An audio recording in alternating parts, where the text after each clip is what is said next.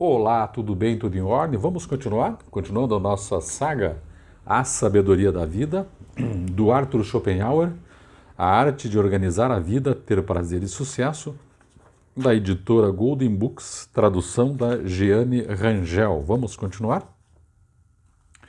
Eu estou aqui na página 133, continuando na nossa leitura, eu vou intercalando com uma ou outra opinião, um ou outro conceito que por acaso me vem à cabeça e assim a leitura fica bastante legal, bastante dinâmica. Vamos lá? Depende do acaso da circunstância se os autores vivem para ver o amanhecer de sua fama, ele está falando sobre fama, né? E quanto mais importantes forem suas obras, é menos provável que isso aconteça. Há um dito incomparavelmente fino de Sêneca que a fama segue o mérito, tão certo como o corpo lança sua sombra, às vezes caindo à frente e algumas vezes atrás. E ele continua observando que, embora a inveja dos contemporâneos se mostre pelo silêncio universal, virão aqueles que julgarão sem animosidade ou favor. Só localizando aqui esse texto, o Schopenhauer está falando a respeito daquelas pessoas que prendem a sua felicidade, no caso agora, a fama, né? O que o outro tem de nós por conta de nossas obras, por conta dos nossos feitos, que é mais ou menos aí o que a gente poderia explicar que seria a fama. Vamos continuando então, página 133.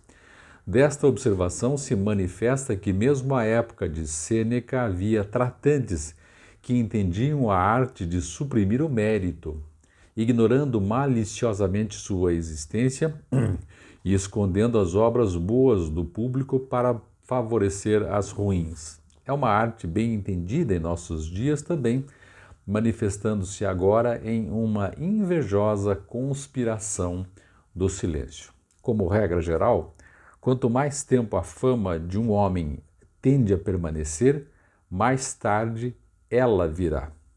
Pois os excelentes produtos requerem tempo para o seu desenvolvimento. A fama que permanece para a posteridade é como um carvalho de crescimento lento, e aquela que dura pouco, como as plantas que brotam no momento e logo morrem. Enquanto isso, a fama é como um fungo, surgindo à noite e perecendo com o dia.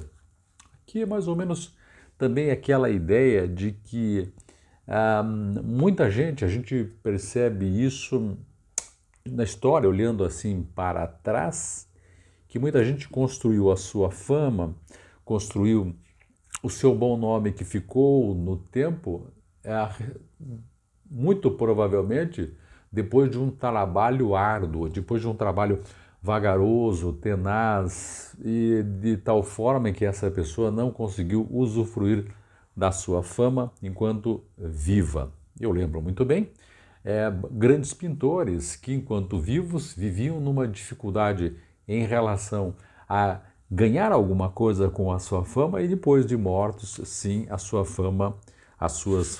fama veio. Né? E aí, claro, já veio, entre aspas, tarde demais para aquela pessoa. Vamos lá, página 134. E por quê?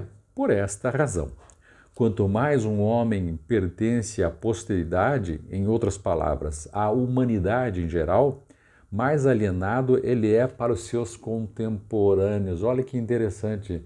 Às vezes uma coisa, hoje mesmo quando a gente está aqui no nosso mundo contemporâneo, muita coisa está acontecendo. E aí a gente fica pensando em relação a essas palavras, o quanto dessas coisas ficarão para a posteridade e a gente não está nem percebendo que elas estão existindo. Né? E aqui essa é a ideia. Continuando então, na página 134, já que sua obra não significa muito para eles, pessoas contemporâneas, mas somente na medida em que fazem parte da humanidade em geral. Não há nada familiar àquela cor local sobre suas produções que os atraia e assim o que ele faz não é reconhecido porque é estranho. Pegue qualquer coisa assim que você lembra. Eu estou me lembrando aqui, por exemplo, da psicanálise. na época, lá atrás, com Freud, né, o iniciozinho ali, parecia uma coisa tão estranha, tão esquisita, as pessoas não davam bola, uns ficavam meio assim com o pé atrás, e depois isso foi se tornando algo que hoje muita gente, inclusive, vive disso, tem muitos psicanalistas e tudo mais. Eu estou citando um exemplo para a gente poder situar aqui essas palavras. Na época parecia uma coisa muito estranha, hoje parece fazer bastante sentido, né? Peguei esse exemplo, mas poderia pegar outros exemplos.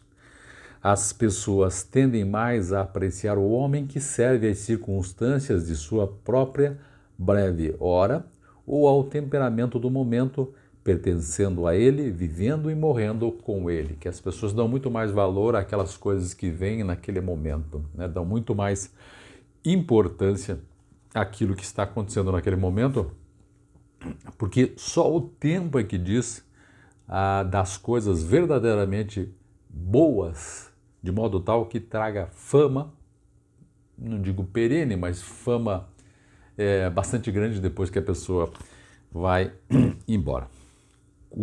Página 134, 134. A história geral da arte e da literatura mostra que as maiores aquisições da mente humana não são, como regra, favoravelmente recebidas de imediato, né? Mas permanecem na obscuridade até que ganham notoriedade de uma inteligência de elevada ordem, por cuja influência foram trazidos a uma posição que então mantêm em virtude da autoridade que lhes foi dada. Se for questionada a razão para isso, se verá que, enfim, um homem pode realmente entender e apreciar somente as coisas que são como sua própria natureza. A pessoa obtusa gostará do que é obtuso e a pessoa comum do que é comum. Um homem de ideias misturadas será atraído pela confusão de pensamento e da loucura atrairá aquele que não tiver qualquer cérebro. A gente vê isso costumeiramente. Às vezes, pode observar, às vezes nós não somos convencidos de algo, mas nós nos convencemos que aquele algo tem a ver conosco. Então, muita gente procura na religião, nas artes, né, em vários campos da vida, coisas e argumentos que venham referendar o que elas já pensam da vida. É como se fosse, na religião, por exemplo, uma vez eu li essa expressão, como se nós quiséssemos um Deus prêt-à-porter, um Deus que se aplica àquele momento, um Deus, no caso da religião, a gente pega um Deus personalizado, né? Por isso que a gente acaba fazendo, digo o ser humano de modo geral, fazendo uma religião diferenciada, porque aquele Deus já é do nosso pré-conceito, enquanto conceito anterior. Conseguiu entender mais ou menos o meu entendimento sobre isso? Vamos lá. Porém, melhor do que tudo, um homem gostará de suas próprias obras como sendo de um caráter cuidadosamente coeso com ele mesmo. Essa é uma verdade tão antiga quanto Epicarmo de fabulosa memória.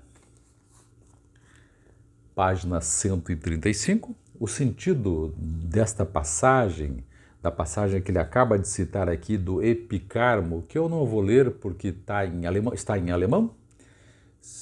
acho que é alemão, ele diz, está falando do sentido dessa pequena passagem, ele diz que é o seguinte, o sentido dessa passagem, pois isso não se deve perder, é que não deveríamos nos surpreender por as pessoas gostarem de si mesmas e fantasiarem estar bem.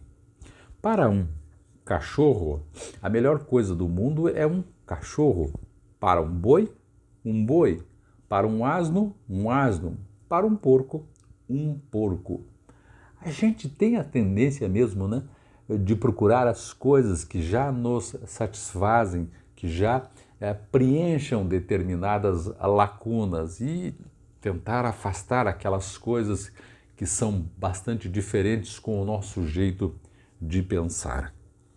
Continuando na página 135, o braço mais forte é ineficaz para dar impulso a uma pluma, pois ao invés de acelerá-la no caminho e atingir seu alvo com efeito, logo cai, tendo gasto a pouca energia que lhe foi dada e não possuindo massa própria para ser o veículo do momento. Assim, é com os grandes e nobres pensamentos, não com as verdadeiras obras-primas de gênio, quando só há mentes pequenas, fracas e perversas para apreciá-las. Um fato deplorado por um coro dos sábios de todas as épocas. Jesus, o filho de Sirac, por exemplo, declara que aquele que conta uma história para um tolo fala durante o sono. Quando ele contou o seu conto, ele dirá: e daí?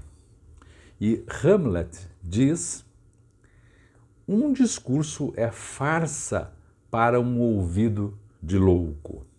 E Goethe é da mesma opinião que um ouvido obtuso zomba da palavra mais sábia.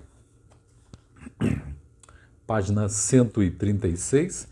E, novamente, não devemos nos desencorajar se as pessoas são estúpidas, pois você não pode fazer anéis se jogar sua pedra até um brejo. Lichtenberg pergunta: quando uma cabeça e um livro colidem e um soa ocro, é sempre o livro? Em outra parte, obras como estas são como um espelho. Se um asno olha para ela, você não pode esperar que se reflita um apóstolo. É aquela velha história, né, gente, que me veio aqui à cabeça, que é o seguinte: às vezes a gente vive num mundo mental e acaba conhecendo outras pessoas e aí joga alguma coisa com aquele mundo, nosso mundo mental, para aquela pessoa e percebe que a pessoa não acompanha.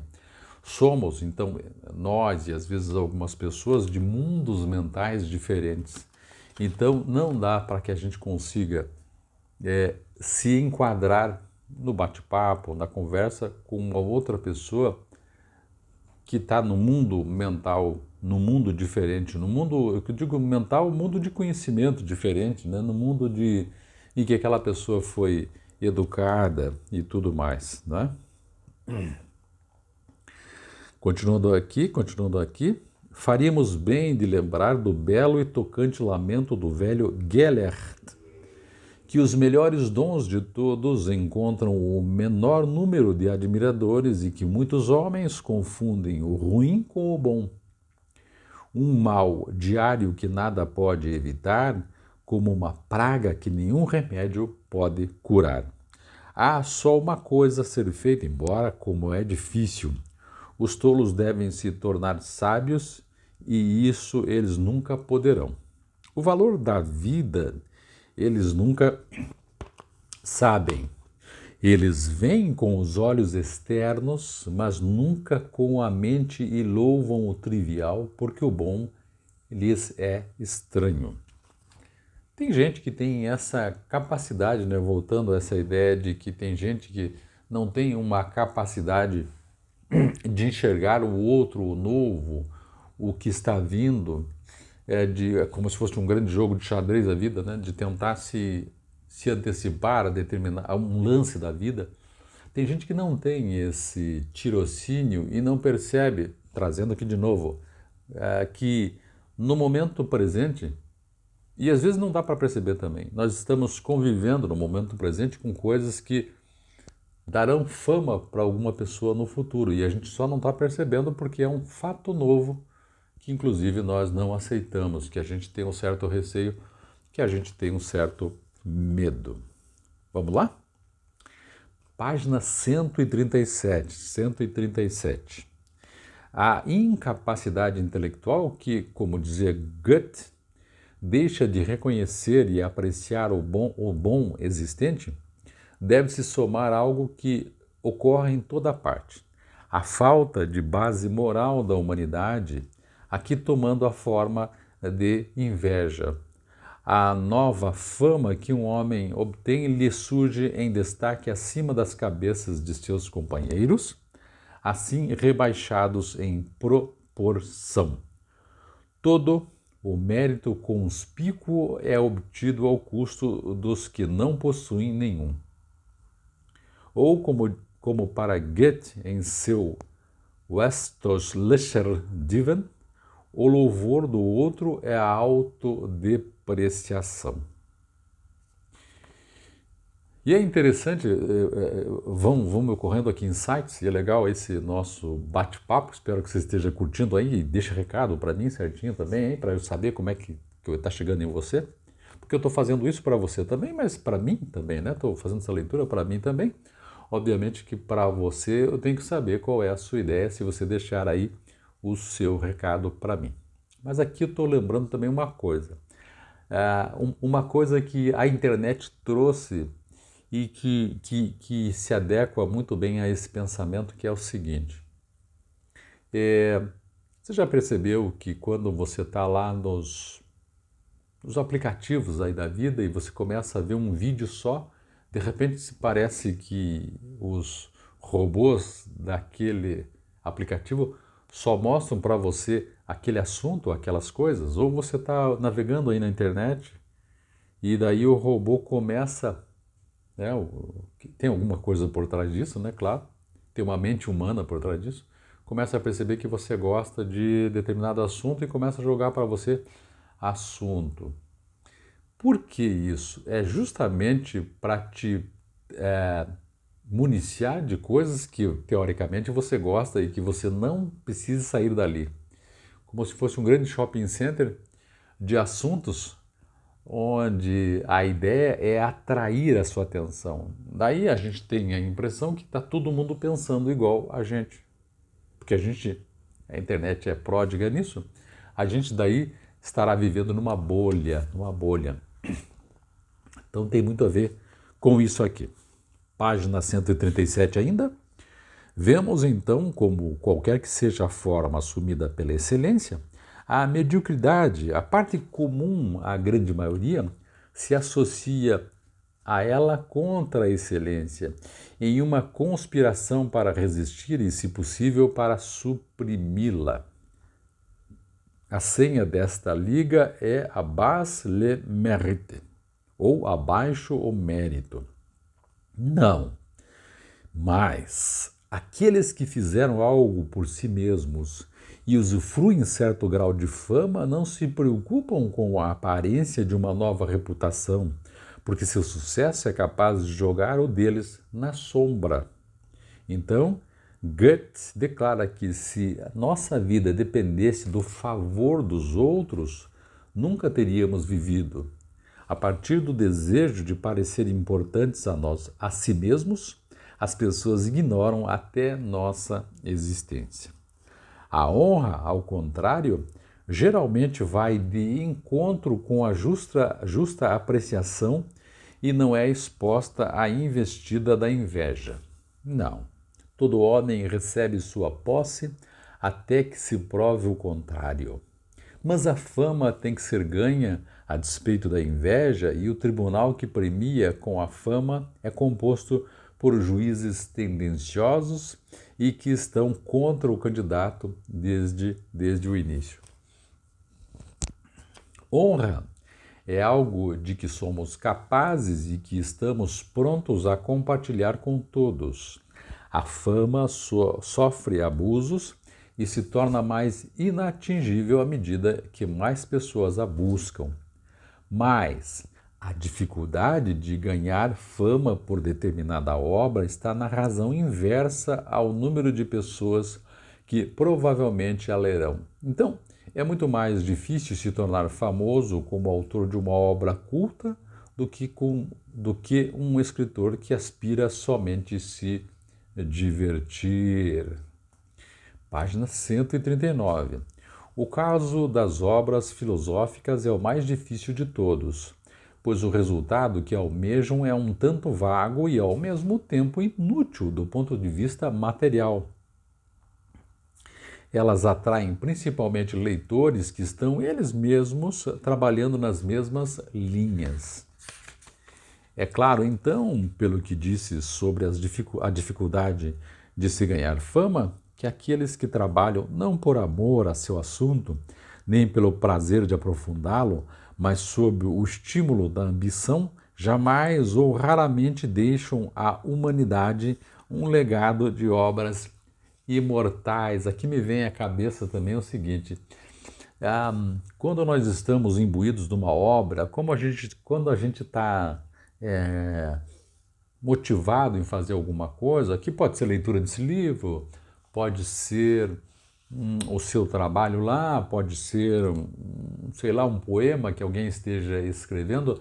Nós temos nesses trabalhos aí, se você observar bem, duas grandes facetas. Um é o caminho desse trabalho, ou desses trabalhos todos que eu citei, que precisa necessariamente ser prazeroso. É dali que se tira o prazer daquele momento. Que daí, que é isso que ele está dizendo, uma coisa é o caminho, outra coisa é o objetivo. Aquele que tem o objetivo de fazer fama, muito provavelmente vai ter que se esforçar muito mais, porque ele está casado com o objetivo, enquanto que aquele que está casado com o caminho tem uma tendência, segundo o autor, e me parece que tem uma certa lógica, em realmente fazer uma fama que se protraia no tempo. Interessante isso. Continuando na página 139, o homem que procura fazer o que é bom e genuíno deve evitar o que é ruim e estar pronto a desafiar as opiniões da turba, até mesmo desprezá-las e seus descaminhos. Eis a verdade da observação, especialmente repetida por Osório de Glória, de que a fama se esquiva daqueles que a procuram, olha, e busca aqueles que a evitam, pois os primeiros se adaptam ao gosto de seus contemporâneos, os outros, a despeito desse gosto, continuam com a sua obra. Página 140, eu já estou quase encaminhando para o final deste vídeo, eu fecho fecho esse vídeo, né? Que é o seguinte, página 140, porém, se é difícil pensar na aquisição da fama, é fácil mantê-la uma vez adquirida. Aqui, novamente, a fama está em oposição direta à honra, com a qual se presume que todos sejam creditados. A honra não tem que ser ganha somente. Aliás, a honra não tem que ser ganha, somente não deve ser perdida. Mas aí está a dificuldade. Pois, por uma única ação indigna, ela se vai irreversivelmente. Mas a fama, no sentido próprio da palavra, nunca pode desaparecer, pois a ação ou obra pela qual ela foi conquistada jamais pode ser desfeita. Sim, porque se você tem fama de ter sido uma boa pessoa num determinado aspecto, aquela sua fama continuará a não ser que se destrua aquele aspecto. E a fama se liga a seu autor, mesmo que ele nada faz para merecê-la novamente. A fama que se desvanece ou é superada se prova assim espúria. Em outras palavras, não merecida e devida a uma supervalorização momentânea da obra de um homem. É o que eu disse, se ficar desvalorizada a obra lá atrás, que foi de onde surgiu a fama, aí sim a fama pode ser diminuída. Não para falar do tipo de fama que Hegel desfrutou e que Lichtenberg descreve como proclamada por uma roda de admiradores subgraduados. O eco ressoante de cabeças vazias, fama como esta que fará a posteridade sorrir quando focaliza uma grotesca arquitetura de palavras, um ninho elegante cujos pássaros há muito já voaram. Esta fama baterá à porta desta decadente estrutura de convencionalismos e a encontrará, enfim, vazia. Nem mesmo um resquício de pensamento para convidar o transeunte. Quer dizer, quando aquela fama se descobre, foi feita sobre bases que não são bases sólidas. Página 140 ainda. A verdade é que a fama nada significa além do que um homem é em comparação com os outros. É essencialmente relativa em caráter e, portanto, só indiretamente valiosa. Ela se desvanece no momento que outras pessoas se tornam o que o homem famoso é. Porque se muita gente fizer aquele trabalho que determinada pessoa tem aquela fama começa a ser dividida, né? Aquela fama original começa a se dispersar. Claro, se aquela pessoa tem o mérito de ter começado aquilo, aquela fama de ter começado continuará, mas a fama da coisa em si, ela vai sendo dividida por mais pessoas. O valor absoluto só pode ser atribuído pelo que um homem possui sob qualquer e todas as circunstâncias. Aqui, o que um homem é diretamente e em si mesmo é a posse de um grande coração ou uma grande cabeça e não sua mera fama, o que vale a pena ter e conduz à felicidade. Não a fama, mas aquilo que merece ser famoso é o que um homem deveria estimar. Isto é, por assim dizer, a verdadeira substância subjacente, quer dizer, aquilo que está por trás da fama. Porque a fama é um reflexo de algo que aquela pessoa fez, viveu, enfim. E a fama é só um acidente, afetando o seu possuidor principalmente como um tipo de sintoma externo que serve para confirmar a sua própria opinião de si mesmo. Quero lembrar aqui uma coisa que eu vi, você pode não gostar também, mas não tem problema, serve como exemplo de um grande apresentador aí, muito rico, dizendo que que o dinheiro para ele é um troféu. Um troféu que representa que ele fez um bom trabalho, um bom serviço. E que muitas vezes, ele aconselhando jovens empreendedores, muitas vezes na vida a gente tem que ir contra as demais pessoas por acreditar naquilo que a gente está pensando. E aí complementa com aquilo que eu já disse, o dinheiro vem em decorrência disso, porque o dinheiro acaba sendo um troféu. Ele lá falando, né? Exatamente isso. Aqui vem também em relação ao que nós estamos falando. A fama é um reflexo de uma coisa que foi feita, bem feita e original para uma época. Vamos lá, página 141, né? A fama é só um acidente afetando seu possuidor, principalmente com um tipo de sintoma externo que serve para confirmar sua própria opinião de si mesmo. A luz não é visível a menos que encontre algo que a reflita, e o talento só tem certeza de si mesmo quando a fama é divulgada.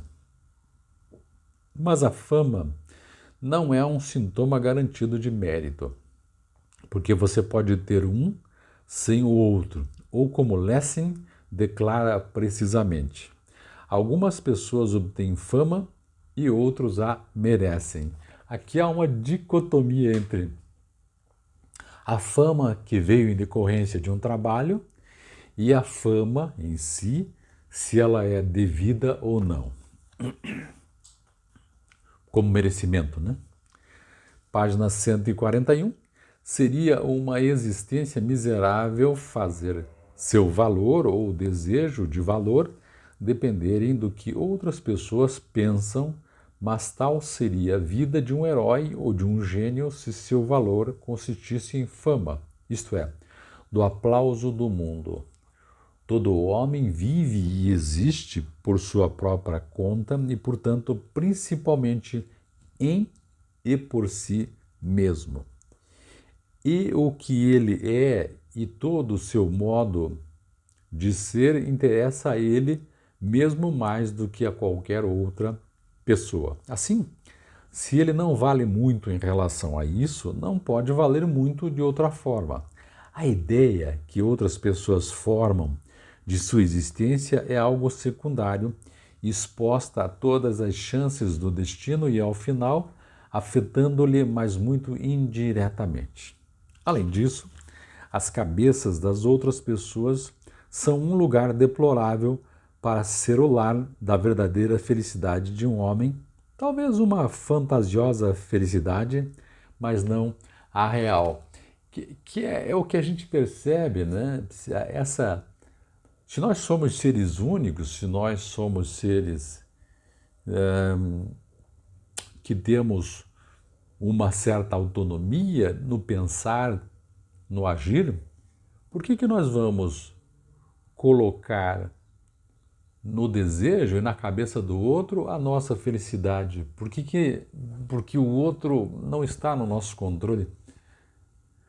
Nós, pelo menos na nossa cabeça, o que nós pensamos está, entre aspas, no nosso controle. O outro não. Continuando. E que companhia misturada habita o templo da fama universal? Generais, ministros, charlatães, prestidigitadores, dançarinas, cantores, milionários e judeus. É um templo em que o mais sincero reconhecimento e a mais genuína estima são dadas mais às várias excelências de tal gente que à superioridade da mente, mesmo de alto padrão, obtendo da grande maioria só um reconhecimento verbal. Página 142. De um ponto de vista da felicidade humana, a fama é certamente nada além de uma guloseima muito rara e delicada para o apetite que alimenta o orgulho e a vaidade. Um apetite que, embora cuidadosamente oculto, existe em um grau imoderado em todo homem e é talvez o mais forte de todos aqueles que dedicam seu coração a se tornar famoso a qualquer preço. Tais pessoas têm de esperar algum tempo em incertezas sobre seu próprio valor antes de vir a oportunidade que as colocará à prova e deixará as outras pessoas verem do que elas são feitas. Mas, até então, elas sentem como se estivessem sofrendo uma secreta injustiça.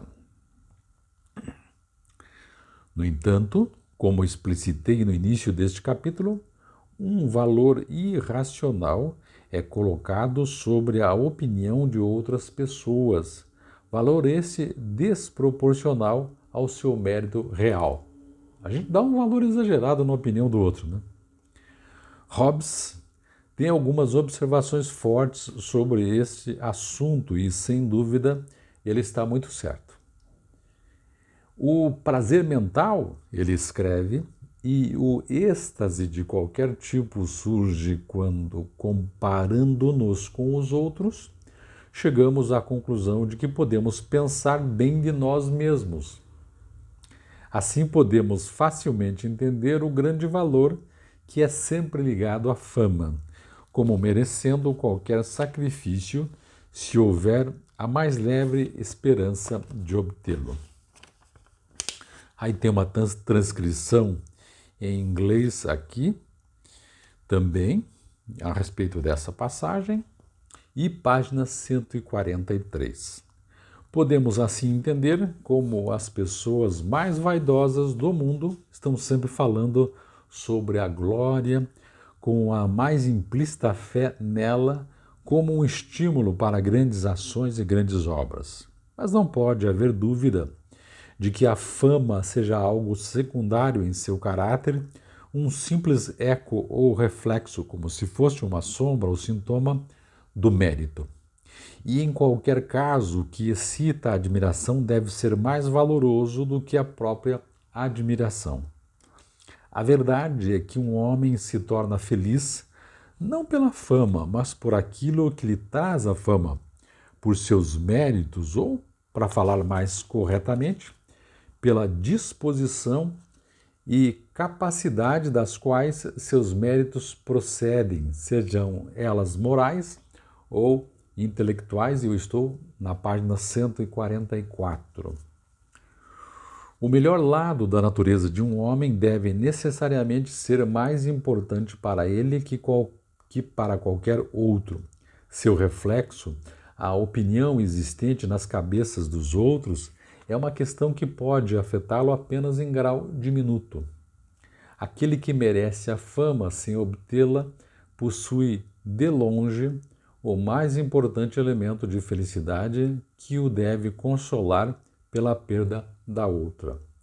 Não é o fato de uma pessoa, de um homem ser conhecido como grande pelas massas de pessoas incompetentes e muitas vezes enfatuadas que nos deve motivar a invejar sua posição, mas o fato de ele ser realmente grande. Aqui uma dicotomia entre o merecimento da fama e entre a fama em si. E também aquela análise que ele faz aqui a respeito de quem é que está dando fama para aquela obra, para aquela pessoa. São pessoas que realmente pensam ou essa fama está sendo produzida, né, como um espetáculo, esta fama está sendo conquistada de uma forma que não seja a ideal, né?